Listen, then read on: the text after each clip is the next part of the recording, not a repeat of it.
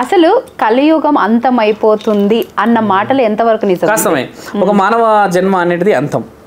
ఇప్పుడు చాలా మంచి బలమైన ప్రశ్న అడిగారు.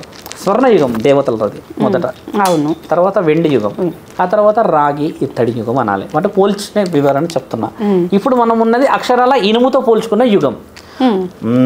అయితే స్వర్ణయుగంలో అంత మంచి, ఎక్కడ చూడు ధర్మం 4 పాదాల మీద ఉంటుంది. ఈ వెండి దాంట్లో ఏంటంటే 90% మంచి వాళ్ళు ఉండి ఒక 10% అక్కడక్కడ. తర్వాత ఇత్తడి అనేది 50-50 రేషియోలో వచ్చిన జీవితకాలం. ఇప్పుడు మనం ఇనుముతో ఎందుకు పోలుస్తున్నామంటే కొంచెం తుప్పు పట్టింది. అయితే ఇనుముకి ఎంతటి శక్తి ఉందంటే అమ్మా, ఆ ఇనుము నుంచి మళ్ళీ స్వర్ణయుగాన్ని తెచ్చుకునేంత శక్తి ఉంది మనకి ఇక్కడ. నీవు మారిపోయి, ధర్మం మారిపోయి, ఇల్లు సంసారం అందరూ మంచిగా అయిపోయి పాజిటివ్గా ముందుకు పోయి వైబ్రేషన్ తెచ్చుకొని అందరినీ మానవుల్లాగా చూసి నిజమైన ఆకలితో ఉన్నవాడికి అన్నం పెట్టి సహాయానికి ముందుకు వస్తే మరి ఆ స్వర్ణయుగం వచ్చేసినట్టే కదా, రామరాజ్యం వచ్చేసినట్టే కదా.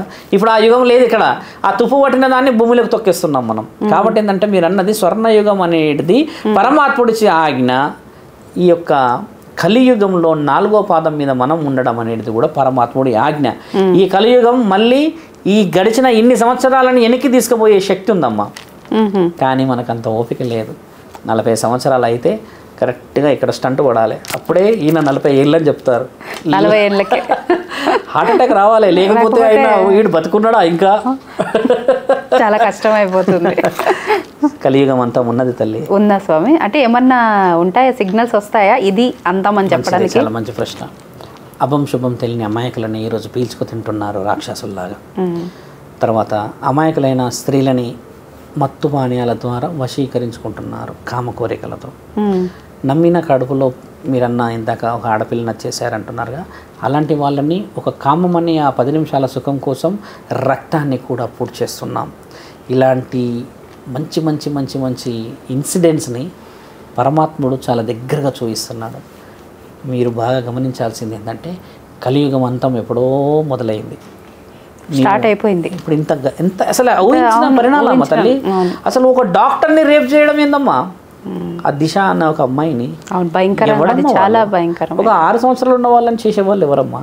ఎక్కడి మానవతము, ఎక్కడ జాతి, ఎక్కడ నక్షత్రాలు, ఎక్కడ తిథులు, మీరన్న ఆ 9 గ్రహాలు ఎక్కడి? ఇదంతా మానవుడు ఊహతో చేస్తున్న పనులు.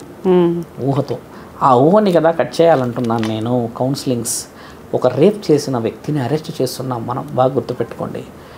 చేసి we are giving counselling.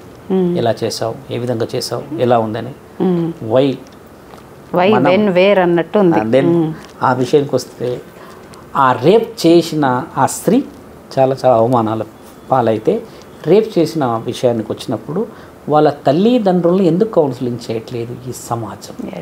If you do counselling to the parents, definitely they can get a valued justice. బాగా గుర్తుపెట్టుకున్నా తల్లి, సిగ్గు అనేది అక్కడ రావాలి. నేను పైశాచికత్వంలో ఉన్నా, నీ పైశాచికత్వం నీ అమ్మ నాన్న వాళ్ళని పిలిచి అడుగు కదా, కౌన్సిలింగ్ చేయి కదా, అర్థమవుతుంది కదా. 100 మంది చూస్తారు కదా తల్లి.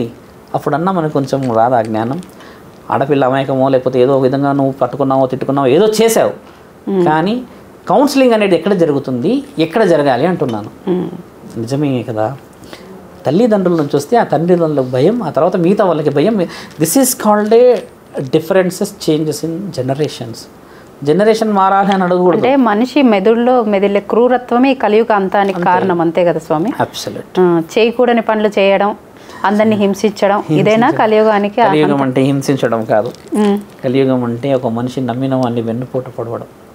నీ ఇంట్లో అన్నం తిని, నీ ఇంట్లో నీ బాగోగులు చూసి, నీ భార్య, నీ పిల్లలు, నీ యొక్క అమ్మ నాన్న కమ్మగా వేడివేడిగా వండిపెట్టి తిన్న తిండికి విశ్వాసం లేక అదే ఇంటికి పోటు పొడుస్తారు చూడమ్మా, అది కలియుగవంతం. నమ్మిన వాడిని నరకడం అలా చేయకూడదు. అలాంటి వాళ్ళు అడుగడుగునే ఉన్నారమ్మా. ఎంత ఇష్టంగా పెడుతుంది చూడు. ఒకసారి స్నేహితుడు వచ్చినప్పుడు అమ్మ ఎట్లా పెడుతుంది, అలాంటి ఇంట్లో నువ్వు ఆ ఇంట్లో ఆ కంచంలో ఎలా కాలు పెడతావమ్మా? ఆ కంచాన్ని ఎలా తంతావు?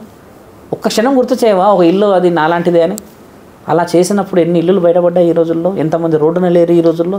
లక్షలు ఇచ్చి మోసపోయిన స్నేహితులు ఈ రోజుల్లో రోడ్డు పైన బిచ్చమడుకుంటున్నారు, నా స్నేహితుల పట్ల మోసం చేశాడని. అలాంటివి జరుగుతున్న తరుణం ఈ సొసైటీ అంటున్నాను. దిస్ ఇస్ కాల్డ్ మీరన్న ఈ జనరేషన్ స్పాయిల్. వెన్నుపోట్లు చాలా తప్పమ్మా.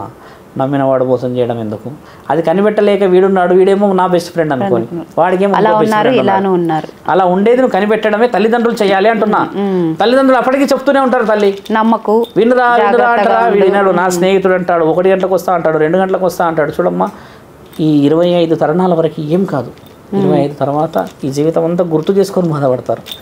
అప్పుడే జాగ్రత్త పడు నాయన అంటే మొక్కై వంగనేది రానే వంగున అన్నట్టు మొక్కలాగా ఉన్నప్పుడు నిన్ను విచ్చలవిడితనం ఎక్కువైపోయి అది ధర్మశాస్త్ర జ్ఞానాల్లో రాసున్న ప్రశ్నలకి విలువైన సమాధానాలు చెప్పుకోవాలి. స్వామి ఒక లాస్ట్ ప్రశ్న.